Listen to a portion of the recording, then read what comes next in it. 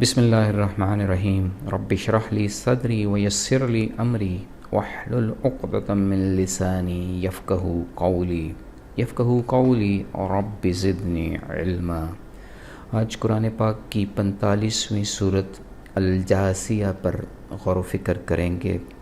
Divine recordings میں نے اس کا نام رکھا ہے۔ مکی صورت ہے جو 4 رکوع اور 37 خوبصورت آیات پر مشتمل ہے۔ آیت نمبر 28 میں جاسیہ کا تذکرہ ہے، اس کا مطلب گھٹنوں کے بل جھکنا ہے۔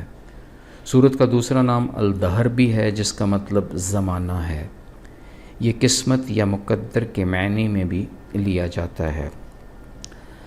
اس سورت کو الشریعہ کے نام سے بھی پکارا جا رہا ہے کیونکہ قرآن پاک کی یہ واحد صورت ہے جس میں شریعہ کا بیان ہے۔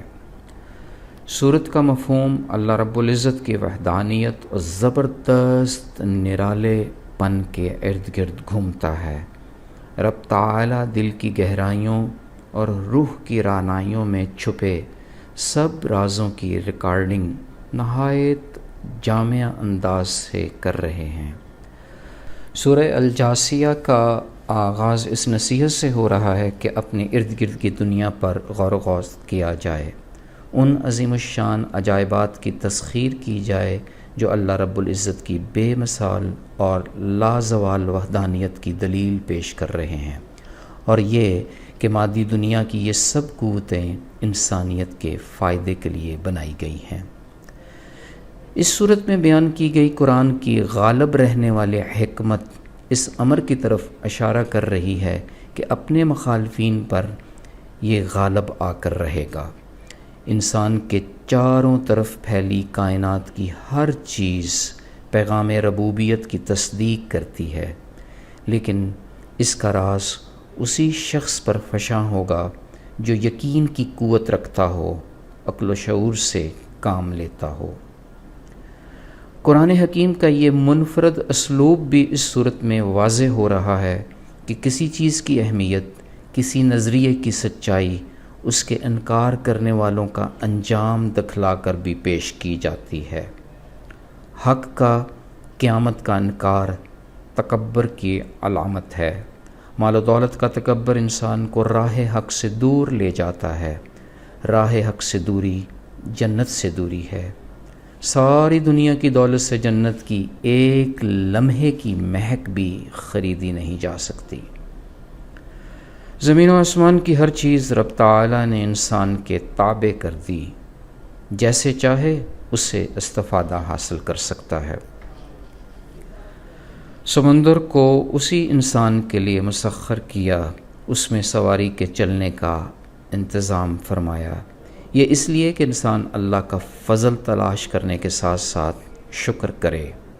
یوں قرآن کے ہر حرف میں زبردست نشانیاں ہیں، مگر ان کے لیے جو عقل و دانش سے کام لیتے ہیں۔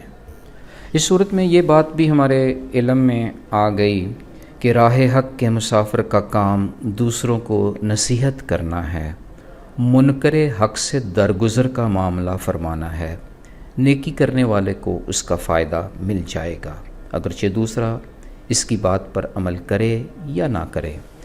راہ حق کے فقیر زمانے کو برا نہیں کہتے، قسمت کا رونا نہیں روتے۔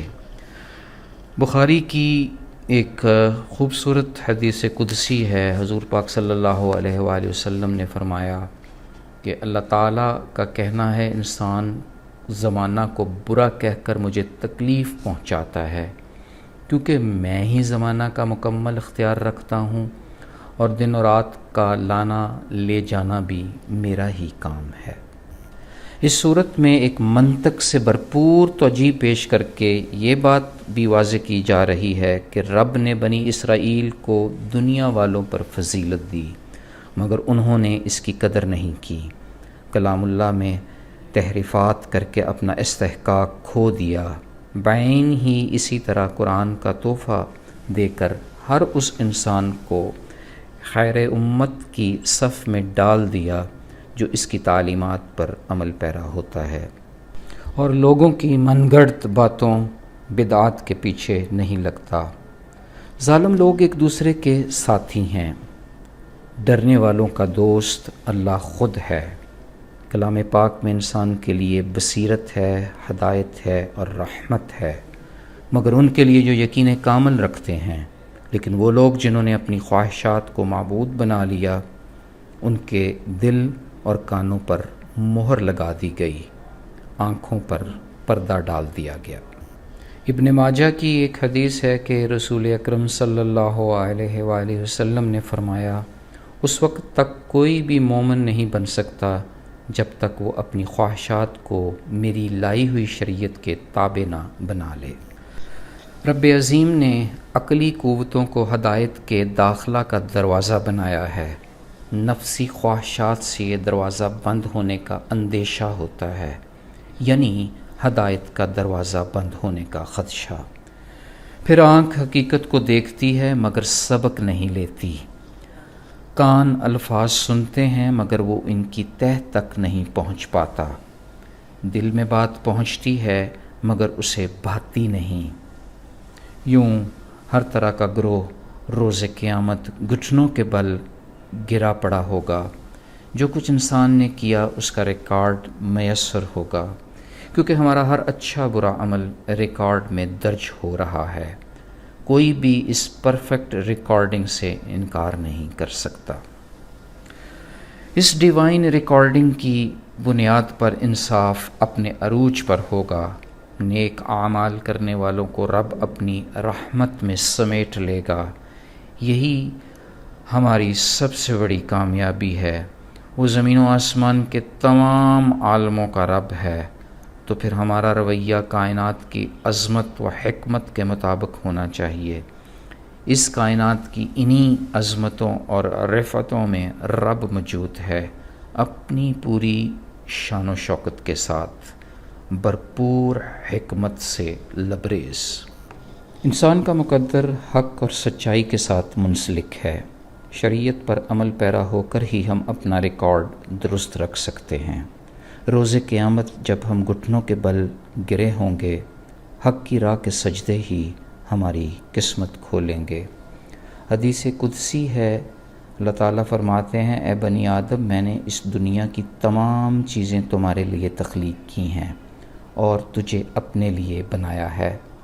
ایسا نہ ہو کہ جو کچھ میں نے تمہارے لیے بنایا اس میں کھو کر اس بات کو بھول جاؤ کہ تمہیں کس ذات کے لیے تخلیق کیا گیا تھا۔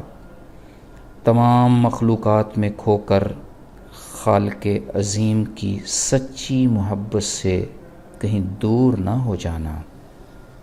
فی امان اللہ، اللہ حافظ۔